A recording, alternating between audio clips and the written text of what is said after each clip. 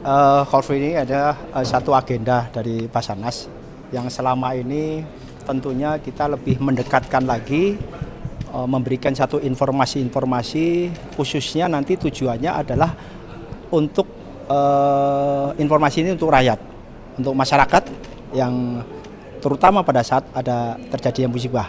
Tadi mungkin kita bisa lihat bersama dalam satu kegiatan ini juga kita sampaikan bahwa kegiatan-kegiatan Basarnas pada saat kejadian, ya, terutama dalam penanganan bencana ini tadi lebih khusus di tempat kejadian di Flores Timur, ya, ini lebih lagi-lagi dan kita bisa live langsung. Di sisi lain kegiatan yang ada selama ini kita laksanakan seperti itu, termasuk juga dalam preventif, artinya kegiatan-kegiatan di luar daripada kebencanaan. Ya, sebagai contoh tadi saya sampaikan ada simulasi, jadi tentang kegiatan-kegiatan menghadapi terutama di waktu sekarang ini kita akan menghadapi Nataru dan tentunya dikaitkan dengan cuaca yang ada, ya. Tentunya kita akan ancaman kita terdekat adalah bencana hidrometeorologi, di mana dengan curah hujan yang tinggi, frekuensinya juga tinggi, akan berdampak potensi banjir, banjir bandang, demikian juga kondisi angin bisa puting beliung yang selama ini mungkin potensi-potensi itu sedang beberapa tempat dialami. Tentunya dari rekan-rekan media ini untuk bisa berkolaborasi dengan kita untuk bisa memberikan satu informasi terhadap masyarakat langsung dan juga update-update kegiatan tersebut. Ya, seperti tadi saya sampaikan di Flores Timur, di Lewotobi laki-laki, ini hari yang ke-25. Tapi ternyata begitu kita ngelihat tadi di tempat-tempat tertentu lewat drone thermal itu masih ada potensi-potensi panas. Artinya dengan adanya ketentuan dari pemerintah dalam hal ini declare daripada kegawat daruratan hari ke-25 ini masih berjalan operasi ataupun belum diizinkan masuk ke tempat-tempat yang memang masih rawan tadi di radius di atas 8 km tadi, dan kita bisa melihat sendiri tadi di mana masih ada suhu yang panas yang relatif, itu juga harus tersosialisasi dengan rekan-rekan masyarakat di tempat. Nah, ini mungkin peran media juga harapan saya sangat membantu untuk bisa mengetuk tularkan informasi-informasi tersebut. Demikian juga kejadian-kejadian di tempat yang lain, ya, yang tentunya ini menjadikan satu pemahaman apabila ada kita menghadapi satu bencana yang tadi salah satunya dihadapi adalah ancaman kita adalah hidrometeorologi. Masyarakat atau rakyat ini sudah siap untuk siapa berbuat apa dan apa yang harus kita lakukan. Bahkan kita kemarin di Padang dan Anyer kita melibatkan siswa-siswa daripada pelajar setempat tingkat SMP, SMA yang ikut dalam latihan simulasi tersebut. Harapan saya tentunya ini nanti bisa mengetuk tularkan ke teman sekolahnya, tetangganya, demikian juga lingkungannya, bahwa menghadapi satu bencana itu mereka sudah siap harus berbuat apa. Edukasi ini yang mungkin salah satu tujuan daripada pertemuan saya dengan rekan-rekan wartawan ini untuk bisa lebih merapatkan lagi, bersinergi lagi untuk bisa saling membantu informasi ini, Mas. Ya, Pak, untuk antisipasi bencana di Nataru tadi Bapak sudah jelaskan, mungkin untuk persiapannya nanti bagaimana? Untuk Nataru ini nanti standby khusus yang kita declare itu mulai tanggal 18 Desember ini sampai dengan tanggal 6 Januari. Tetapi di luar itu pun kita saat ini sudah standby sebetulnya, Mbak. Ada di 43 titik di Kantor SAR, dan nanti pada saatnya Nataru kita akan tambahkan memfungsikan di tempat pos dan unit.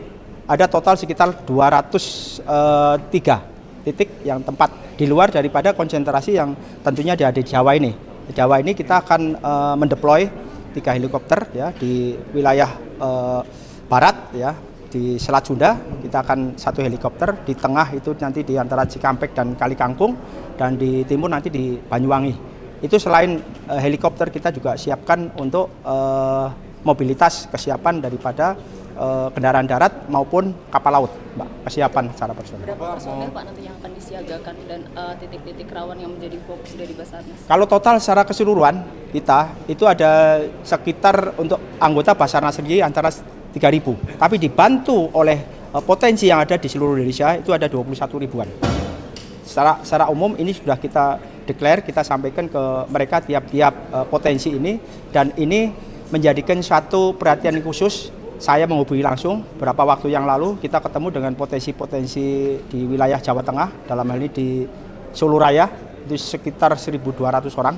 Kita sudah sampaikan dalam rangka kesiapan kita, dan mereka sangat antusias dengan informasi-informasi ini, dan insya Allah nanti minggu depan kami juga di wilayah Cilacap, Kebumen, itu juga sudah terdaftar yang mau hadir sekitar 1.000 ya, sekitar 1.000 orang, Mas. Itu langkah kita. Berarti sudah dipetakan wilayah-wilayah yang mungkin terjadi potensi bencana? Yang rawan gitu Pak, yang menjadi Jadi gini Mbak, saya selalu menyampaikan sama personil Basarnas, juga sama rekan-rekan potensi SAR, jadi harus kita bersiap untuk menghadapi situasi yang terburuk.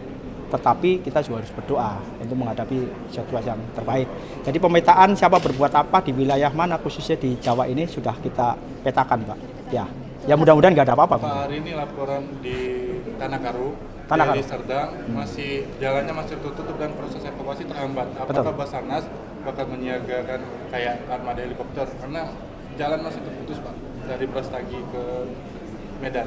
Jadi langkah kalau langkah kita ke depan menghadapi situasi seperti itu, Mas. Jadi selalu kita mengobservasi.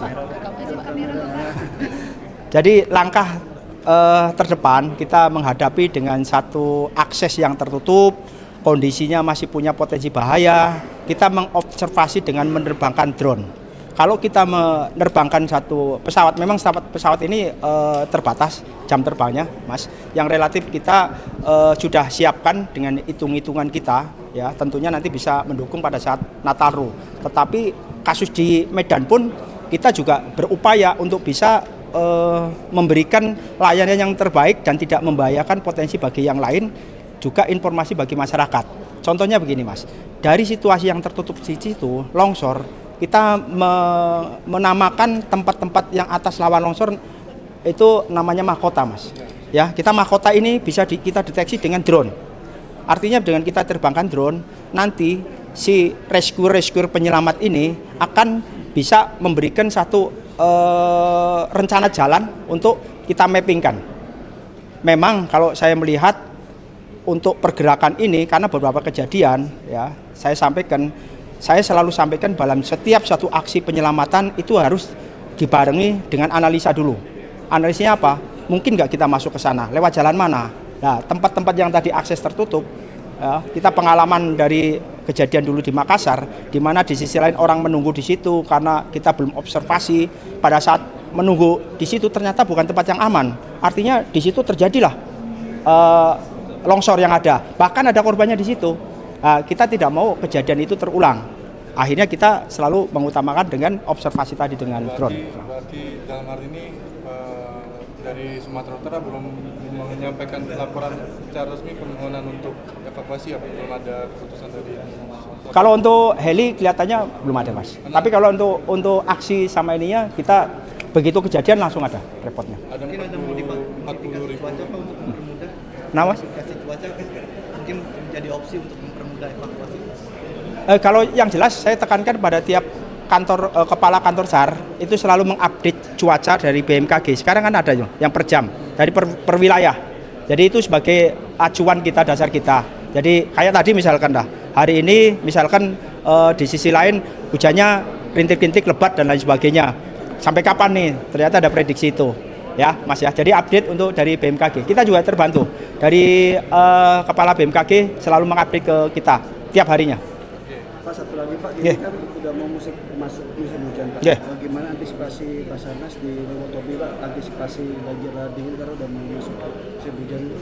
Jadi saya sudah menyampaikan ke teman-teman di lapangan bahwa walaupun itu operasi ditutup, ya, tetapi kita harus tetap standby. Karena apa?